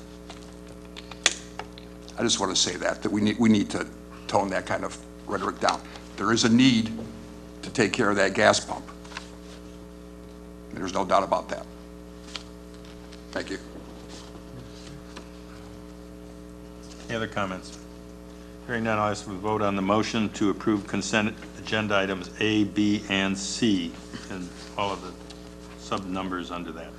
All in favor signify by aye. Aye. Opposed, same sign. It's carried. Resolutions, is Mr. Griffin in the audience tonight? He called at the last. He's here. Oh, he did? Come on up, But you please. said you weren't. Mr. Griffin, you want to? Mr. Griffin has the Apple Bagel on Southville Road at 14595. He wants to change that. He has requested an on-premise Class C license to be added to a restaurant use at that site. What's the pleasure of the council? Yeah. It does need to be untabled. I apologize. Oh, I'm sorry, okay. Yeah, it was tabled, I think, back in May. May And first. you took it to planning and zoning, right? Yes, sir. Motion on table. Support. Mr. Keenan has moved to untable, Ms. Gavarecki has moved to untable. I'll ask for the vote. All in favor signify by aye. Aye. Aye. Opposed, same sign, so it's untabled. Matter is now before us. Mr. Griffin's here. Any comments at this point, Mr. Griffin? No, sir, we're just looking forward to turning that restaurant into a restaurant that's more in with today's business needs. So I think it's going to be a great project. Do we want to put a motion on the table for it before we discuss it? I'll make a motion to. I'll support it. Motion by Mr. Keenan to approve, support by Ms. Gavarecki. Do either the person moving or seconding want to ask any questions or make statements at this point? I would. Mayor Pro Tem Keenan? Mr. Griffin, I want to tell you that, and I think we talked about it a little bit, maybe in my mind I talked about it, I don't remember back when you were here before. I certainly had some problems with the way that the parking lot empties out into the community there, and with people, drinking, and then the kids playing back there and stuff like that. I do want to tell you that I went over and knocked on every door on that block behind your building and talked to, not everybody was home, but I talked to several residents, and nobody objected to the liquor license. So without them objecting, I don't object. I do have some concerns, and I would just ask you from a personal standpoint that you employ your staff to make sure that they're mindful of the fact that, as they're serving, that parking lot does dump out right into a city street. And I just think that, it's really, really going to be imperative that you guys really do your part to make sure that the community's safe back there behind there. I've been almost hit in that parking lot with my son not long ago. So people pass through that parking lot really fast when we're closed. I go in there after hours to do things. So that's something that I've experienced. So we're very careful, and what we intend to do is make it a one-way and put speed bumps in the parking lot, because people travel through it so fast, because you get that line of cars at Dick's and they cut through Cleophas to kind of bypass that area. So it's an issue even now, and we're going to do our best to make it a one-way with speed bumps. I do also want to tell you that the residents that I did talk to seem to have a very high opinion of you and how you've run your business and kept your business. I did want to share that with you also. Thank you. Ms. Gavarecki? I really don't have any. I attended the planning commission meeting where they did ask quite a few questions regarding parking and the layout of the building and stuff, so I have no issues with this at all, so, thank you. What's your new name of your business going to be? We're still working that out right now. Still working that Yes. Okay. That's the hardest problem. Did you own the bagel shop before, or no? Yes, I've owned it since June of 2004. So now you closed that and you're going to start your new business? We extended our franchise through December 21st of this year, at which point we'll close down and we'll do the majority of the renovations first part of the year, with a target opening date of March 1st. We always welcome new businesses in Allen Park. Thank you.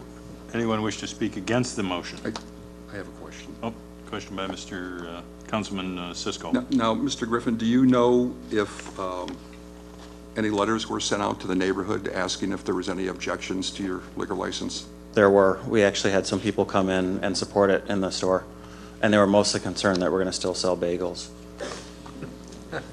So, yeah, I do know they came in the store and asked. For the record, they were sent 300 feet within the property. And there was no objections from any of those letters? No, we only received support. And the other question I have, as I read this before, and I'm not sure if anything has changed since then, but are your hours limited to how you're going to sell liquor? Or was there a time limit you were placing on yourself? Well, we'll only be open till 10 p.m., so lunch and evening we'll have liquor sales. We open at 4 a.m., so we can't really stay open longer than that. So it would just be the afternoon, evening crowd. I think there's a law that says I can't sell liquor prior to a time in the morning. I don't know the exact answer, but we don't intend to sell liquor with bagels and cream cheese, no. 7 a.m. Is it 7 a.m.? No, there's no intent to do that, no. It's really just it's really to draw evening business is the Well, I'm just- primary purpose. I'm asking these questions so people know what your hours might be. Our as you're hours will still operating. be, we'll open at 5:30 in the morning like we do today, and we'll extend closing from 2 PM to 10 PM. So really what we're attracting is an evening, afternoon business. And you'll be serving dinner. sandwiches and things like that? Yes, sir. Carry-outs? Carry out will still, yes. But you have no carry-out liquor? No, no carry out liquor. We actually are applying for an on-premise license only.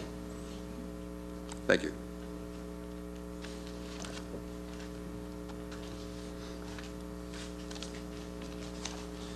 Mr. Griffin, there are notes here, and they're scribbled, and it says Monday through Friday, 6 a.m. to 6 p.m., Saturday, 6 to 5, Sunday, 7 to 3.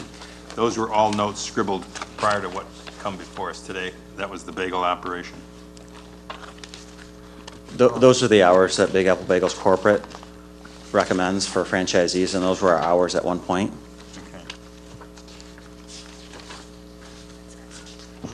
We just simply didn't have afternoon business to justify staying open until 6 PM anymore. So we changed that several years ago. Did the planning and zoning, did they put hours here? Because I thought I saw midnight for Friday, Saturday, and 10 o'clock for Monday through Friday. Am I wrong? Through the chair, yes, they're minutes. I want to say it's the third page. And then if you go to the fourth, it is motion to allow alcohol sales and consumption of alcohol and increase hours of operation until 10 PM on weekends and midnight, or That's the Yeah, error, isn't it? that's an 10 error. PM on I didn't weekdays do and those. midnight That's- on weekends? That's not mine, but I will make sure those get corrected. That's the correct, yeah. Sunday through Thursday till 10, Friday, Saturday till midnight. So there is a time frame that's different than what's the state liquor laws might otherwise allow.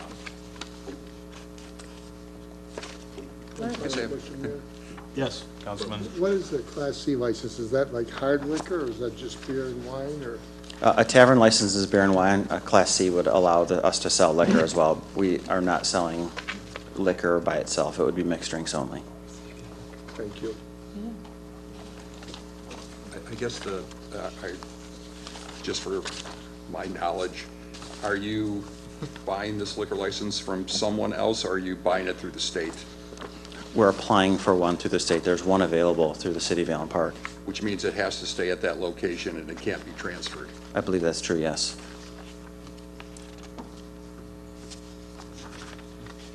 Are there any other questions of Mr. Griffin? Thank you. We have the motion before us, and I'll ask for the vote. All in favor, signify by aye. Aye. Opposed, same sign. That's carried, so you're all set. Thank you, guys. Appreciate it. Congratulations. Through the chair, Mr. Mayor, I just wanted to correct something, and I'm not throwing it that way, but I did want to confirm before I said something, but the gas pump device is working again. You do have to put a code in order to get gas. So that's why you've probably seen it online. Thanks. Okay, the second item under resolutions is the Liquiforce contract for the water main lining on Ecorse Road. I would ask for a motion to approve. That's approved and moved by Mr. Hayes. Support? Support. Support by Councilman Templin. Either of you gentlemen wish to talk to the issue? Okay. Is there anyone that wants to speak against the issue? I'll ask for the vote. All in favor, signify. I just have a quick question. I didn't want to speak against it, but I've noticed the water main lining going on already. Are they already working without a contract? They are working. Bids went out for this, and you probably saw that in the information. But I want to say that, and Jennifer might be able to help me here. Back in March, I think, of this year, it was first brought to the attention of the DDA, knowing that we were progressing on the E-course streetscape, that there had been many problems with the north side. So we then got together and started brainstorming about how we could resolve this issue so that it didn't interfere with the streetscape project, and we didn't get that built and then have to dig under. And really, the big issue was, let's get the street lining done. And I know that Mr. Wilson looked at actually a couple of options and decided that the street line, the lining of the water line, thank you, was really the best way to go. And so there were discussions, I know, that he had with the emergency manager. And the emergency manager did indicate, because this was a significant adjustment to the budget, she actually had to go to the state and receive some kind of feedback from the state, and that included using this particular contractor because there were only 2 bids. And the state gave her the green light and indicated that, of course, there would have to be the amendment to the budget, and you see that in your packet that, in fact, that did take place. So there was a great deal of discussion about the contractor, about how we were going to get this done, and yes. I guess let me, if I could, just maybe refine my question a little bit more. If you may recall, we were at the DDA meeting together when this discussion took place, and Jennifer, I believe it was the city of Westland had just gone out for competitive bid and gave their bid to Liquiforce for the work, and I spoke very much in favor of just piggybacking off of their contract to try to expedite the process because of the streetscape going on with the DDA, and was told by the emergency manager that she was not willing to do that. I wanted her to send a letter off to the state trying to get approval to piggyback on the Westland contract, since they have already done the competitive bid, to try to expedite the process. So my question is simply, she would not try to expedite the process at my behest, but it appears to me like they've been doing the work, if I'm looking at this correctly, since 9/8 is when she signed off on it. And I'm curious now, it's coming before us, execute contract for Liquiforce for water main lining, and I'm kind of curious why, when I wanted to kind of expedite the process, it wasn't okay, but when she wants to expedite the process, now it is okay. So my question was simply, have they been, well, obviously, but my question was simply, have they been working? I live off E-Course Road. I have seen Liquiforce out there working on the mains prior to this vote. That's all I wanted to hear. They have been working because of all of the approvals that the emergency manager had already given, and the fact that the state had, in essence, given their imprimatur on this, and so it's been approved. So if we vote no tonight, it's not going to let you. Not to take it all out. Only if the mayor and council are going out there and put the liners in, I think, is about the only alternate we've got. It should have come up, it's the $50,000 rule under Act 436 that says if she's changing the budget by more than $50,000, we've got that 10 days. Well, we're well past the 10-day notice, but this is the first time it's come before us. This is more of a budget amendment than it is an approval for the work. Correct. Right. Correct. And that's not what's listed here, so that answers my question. Yep. Any other discussion? Hearing now, I'll ask for the vote. All in favor, signify by aye. Aye. Opposed, same sign. That's carried. We have an item where to make improvements to Bacabella Park. Again, it's under Order 42, and the funds are being provided by Wayne County, $54,346. And so a motion for that would be in order. Motion. Support. Motion by Councilman Templin, supported by Councilman Cisco. I think this is the 4th grant we've gotten for the county for park improvements. And I think then, of course, Kiwanis last week dedicated the Bacabella No, The Duda Duda Park. Park, I'm sorry. The Duda Park on Park Avenue, and they did $190,000 in improvement to that park to make it a handicap accessible park for children, so there'd be 5 major improvements to our parks here over the last 15 months. There was a total of about $160,000 that we were able to receive that goes towards the replacement of some of the old equipment in some of our parks. And I bet many of you have seen the excavation at, is it Sudman? And so they're getting busy. That will be completed. I want to say Pretty Park is the next one after that, if I'm not mistaken. So this Bacabella Park is part of what was contemplated in the original application. Okay. Any other questions by council? Hearing none, I'll ask for the vote. All in favor signify by aye. Aye. Opposed, same sign. The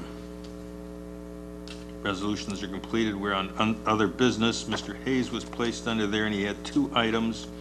First, doing with the Emergency Manager's Order 55B, and then second, a question on the Open Meetings Act issue of, I don't know what that date was. I think it was the 24th? 29, 24, was it? 24th, I think. I believe. It was a Wednesday. Anyway, they both kind of go together because we have no control over the order. Mrs. Parker wrote an order, 55B, which applied a policy that was approved the night of the 24th, the anti-bullying policy we heard somebody mention earlier, I guess Mr. McGustin or somebody.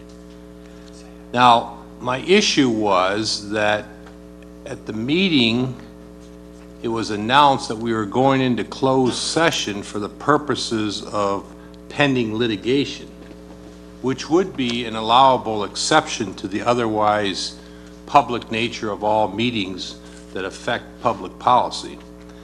But insofar as the meeting did not address pending litigation, it seems to me that that was ipso facto a violation of the Open Meetings Act. And it didn't occur to me then because I was preoccupied by my exclusion from that closed session, and I guess I wasn't thinking straight. And later I was invited in and only then learned that the topic of discussion was an anti-bullying policy.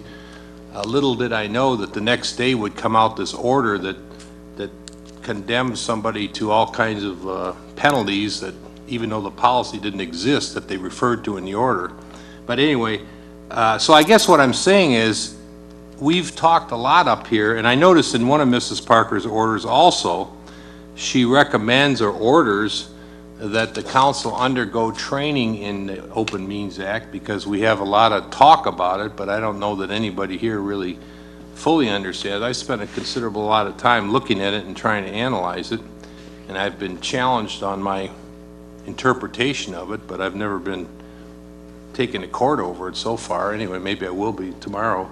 But the fact of the matter is, I think that was a clear violation because, just for the benefit of those, the Open Meetings Act says that all public decision-making should be made in public, like in front of you all, except for those very few, and I think it's pending litigation, employment-related discipline kinds of things, real estate transactions, entering into certain kinds of contracts. There's like 4 exceptions.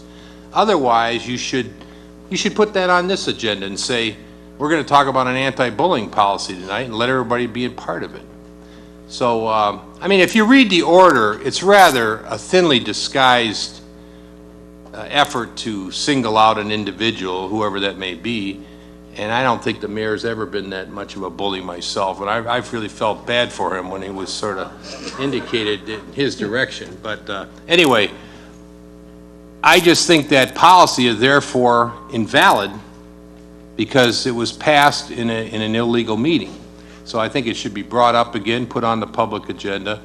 And as for Order 55, I mean, you can read it. It makes absolutely no sense. It applies a rule retroactively to an unnamed person immediately. So, I mean, just the very word, I'm a language guy. I like to listen to words, and words have meanings, and this thing makes no intelligible sense whatsoever. Any high school student would say, what does this actually mean? So what I'm asking is for this council to consider revisiting their vote on that anti-bullying policy and bringing it back before the public so that they can have input on it should they choose. And then if they want to reapprove it, that's fine. I voted for it because I didn't want to be viewed as favoring bullying, which I don't. But that anti-bullying policy, if you've read it, is unenforceable. It's nonsensical, and whoever wrote it, I don't know who wrote that, but I don't think our attorneys did. And I don't know who drafted it, but it makes no sense, and I don't think you can make it work anyway. But anyway, that's my point. Thank you. Let's just clear the fact before I ask for the attorney to respond. The request was for the agenda item to say an attorney opinion on an item, was it not, Mr. Clerk? You sent us an email, and I think Earlier that meeting, it is basically my fault of what it was announced. I had two different ideas of what it was about, but I did announce pending litigation, but it was supposed to be attorney opinion. So. Well, even if that were the case, I don't think that fits the exceptions. I think you have to look at the exceptions in the law, and I don't think they say that. Well, we'll just hear from our city attorney as to that item then. But just, if I could, just real quick, Joe, before you do, I want to make just a point to follow up with Mike before we get too far off. Mike did send an email out to all of us apologizing and stated that he had misspoken and apologized to every member of the council, and I believe to the attorneys too. So I want to be clear that I don't think that Mike can do much more than that unless you want to come down here and let me smack your hand or something like that. You've apologized, we've accepted that, it was a mistake, and we're going to move on from that point, in my opinion. Thank you. Well, that's fine. I accept his apology too, but that doesn't change the underlying fact that the meeting was not legal. I don't blame Mike at all. Well, if the attorney opinion meets the exception, then a closed session would be proper. So I don't think how we define it is going to be the issue. I think it's the attorney's going to tell us if he thinks he met one of the exceptions. Well, by that logic, Mayor, you could say we're going to go in to discuss a real estate transaction, then talk about park development. It's not what you announce, it's what you do. And we didn't get an opinion about anything in that meeting. We got a policy handed to us saying, here's the policy, vote on it. That is not an attorney opinion. Okay. But let's have, no, let's have the city attorney speak. Right. So, my understanding is there was went into closed session. Dennis, you graciously agreed not to go in there initially. And then I understand some council people said, well, wait a minute, no, Dennis should be in here. You were then brought in there. Some discussion ensued. And then the door was open and a vote was taken.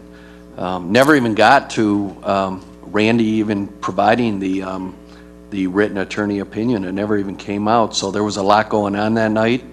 It's my understanding, and the door was open. And now, with respect to that violation, there needs to be a showing that there's been the rights of the public has been impaired. Okay, the doors were open. This is not a policy that was not, it's out here in the public. I think in the future, in fact, even tonight with this agenda is much better. We're going to have better agendas. Mike, as well as everyone here, we're going to have better opportunities to decide, on what basis are we going into a closed session. And so, it was unfortunate the way things went that night. But I cannot see how the public has, the rights of the public have been impaired with respect to what happened here. That's fine, I accept your opinion, and I just want it to be made clear because I got a lot of reaction from people, and I think they felt, you heard a couple people tonight get up and say something about it. And as I said, as for Order 55, we can't control what she wrote. I think she attached the policy and applied it retroactively and didn't really apply it. It makes no sense whatsoever. If she wants to hold it up, she just, you know, I think it just makes her look foolish to write something like that, you know, but that's up to her, you know. So just to be clear about this, and maybe it's a little confusing for everybody listening, we went into closed session, and then we opened the session up to vote. Is that correct? Yes. So it wasn't a closed session that we voted in. You're missing the point, Harry. I think if you read No, the no, no, law. I'm just, I'm not making any kind of point other than that's the sequence of events. Right. But That- in order that's to it. call a closed session, you must have a bona fide exception to the law. And I'm saying it was announced as other than what it was. And what happened inside was not what was even proposed to have suggested it should have been. I think we all agree on that. As long as we're all aware, that's all. Shall we, you're going to move to other business and But if I would, and I think this goes back to a point that was made by one of the citizens. In the future, in a closed session, when that door is open, we're going to look up and down the halls and say, hey, the door is open now. Because I think that was one of the complaints here. Although the door was open, people didn't realize that they were talking, so. But under other business, and rather than just throw it out to a free-for-all, I'm still going to use my little list of rotating to just go past and see if anybody, but it should be business of the city that they want to put on a future agenda, or if it's something that appears non-controversial, that maybe we can act tonight with council to determine its decision. So I would show that it starts with. That was not my understanding last night. No, it was just any other business. I'm sorry. And how do I recognize, how do we do it? I wanted to go by and say. As you raise your hand to get your attention, I guess. Okay, I don't know. That's not how it was discussed last night, so. all right. I do have some other business, Mayor. Clerk? I just want to announce to everyone that absentee ballots, if you're on the permanent list, have been mailed out already. So if you have not got it in the mail yet and you know you turned in your application, please give us a call. If you want a ballot and have not applied, there's still plenty of time. Just call our office, get an absentee ballot application, fill it out, return it, and we'll mail you a ballot.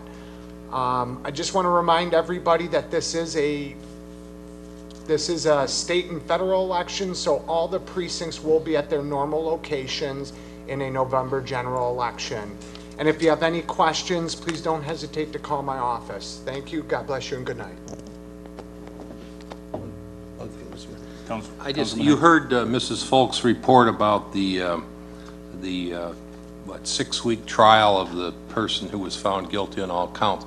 I happen to have been in a situation where I ran into a court officer who was very familiar with that matter, and a friend of mine, and he was indicating what a splendid, professional, thorough job Detective Jeff Miller did in his work on that case.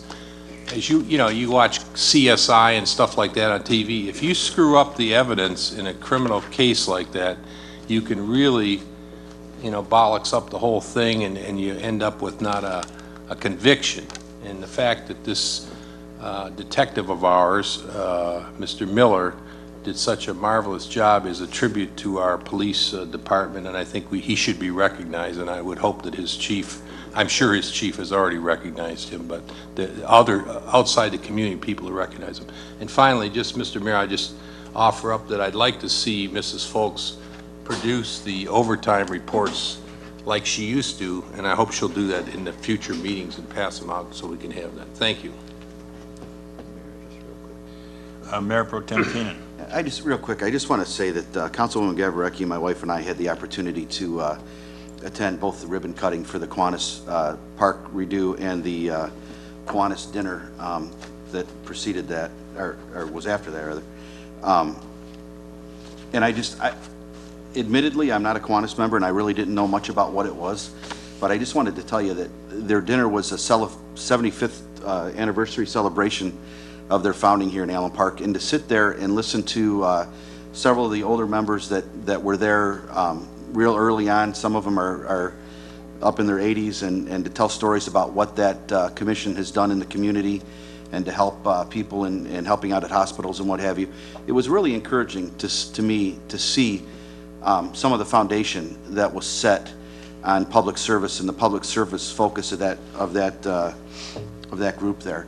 And I just wanted to recognize them. I wanted to thank them publicly here tonight for all the work that they've done in the community, specifically here as of late with the park that I think is just phenomenal. And at the ribbon cutting, I mean, I would have to guess there was somewhere between 100 and 200 kids there that when they cut the ribbon, these kids ran into that park for a 15-minute window because it wasn't completed. But they were just as excited as can be to be a part of that. And several of the people talked about the community service, and there was the outgoing, I think it's commander, or I forget what the title is now, but he had two children and one of his children's spouse there that were helping out in different events and stuff like that. So just organizations like that, and there's several others in the community that really talk about community service and some of the things that some of you folks came up tonight and talked about, helping each other out and stuff like that. I just think we really need to recognize them, and I was very happy to be a part of that. Thanks. I have two items if there's no other Councilman Cisco. Yeah, I just, there's a couple things I want to bring up in concerns to one of our residents that came up and asked about our roads. I would like our city administrator and whoever else would be involved to look at any fund balance. I'll wait till she can hear me.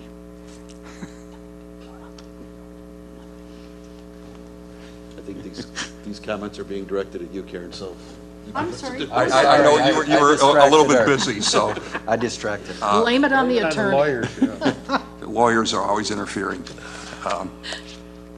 But we had a resident come up and talk about our streets and especially Mr. Brooks' streets are really in bad shape. And I've been down it a few times, been down Philippine too, bad. In fact, actually my street, which is Cortland, just got some asphalt today after been waiting for a while for it, some patching, not regular asphalt, but cold patch. But I think we should look at, and Ms. Folks, maybe you can, at a future meeting, I would like the idea of taking part of our, if we have a fund balance, dedicating part of our fund balance, a percentage, to fixing our roads. Yeah, I've talked to Ms. Parker about that a number of times.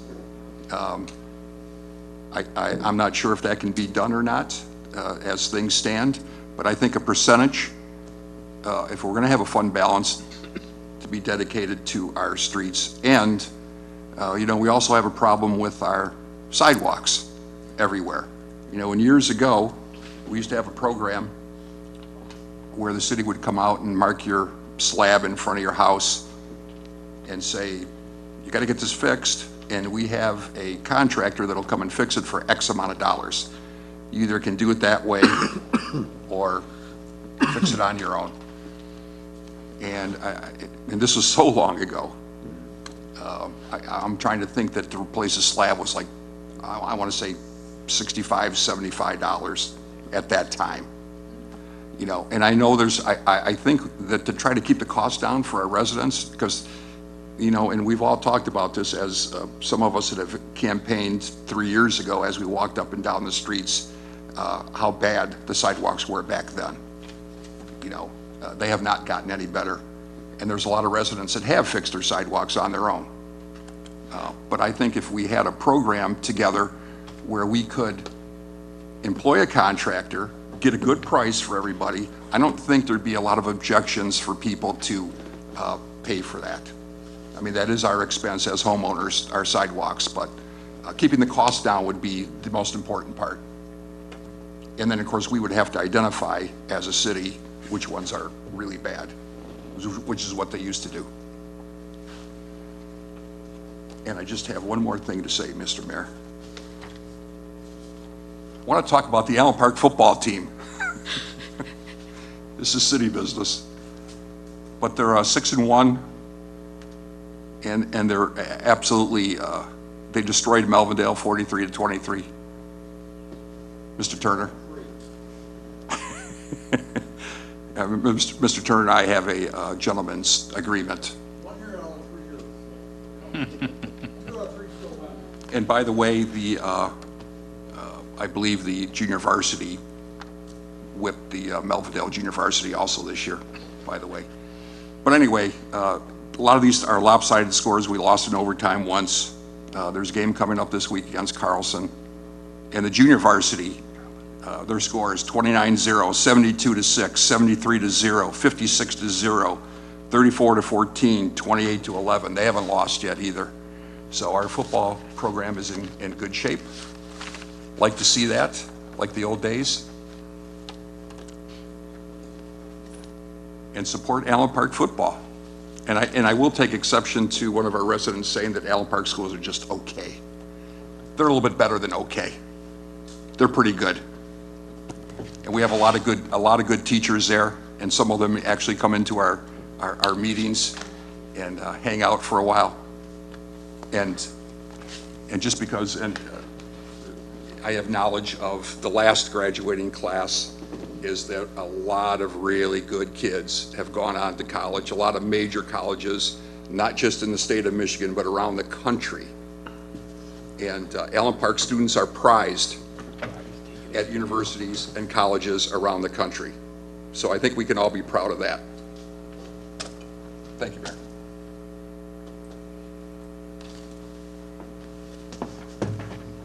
Clerk spoken. I have two items. The first is I would like to move the November 11th council meeting to Monday, November 10th. November 11th, Veterans Day.